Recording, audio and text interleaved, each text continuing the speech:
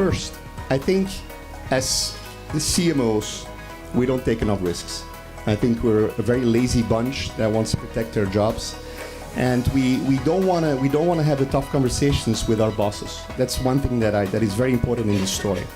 A lot of us think that there's actually no creativity in these markets. Actually, you'd be surprised. India, South Africa, and Dubai are three of our biggest creative markets where we get some of the best talent and the best creativity bottom up. But the other thing is, a lot of these markets, we actually rely on consumer-generated content, right? Absolutely creative stuff. We look at suppliers.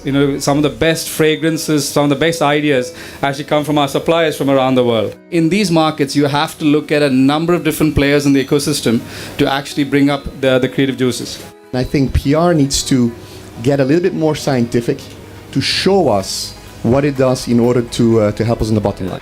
We rebranded Budweiser America because there's only one beer brand in this world that can represent the positive values of the US. And we got 1.3 billion impressions around the world, not just in the US, but around the world. And that tells you that you have a very provocative idea. But then again, when you go out there and do something like that, you have a lot of naysayers as well. So about 30% of all the commentary that we were getting was actually negative. Consumers are much, much smarter today than they were 10 years ago.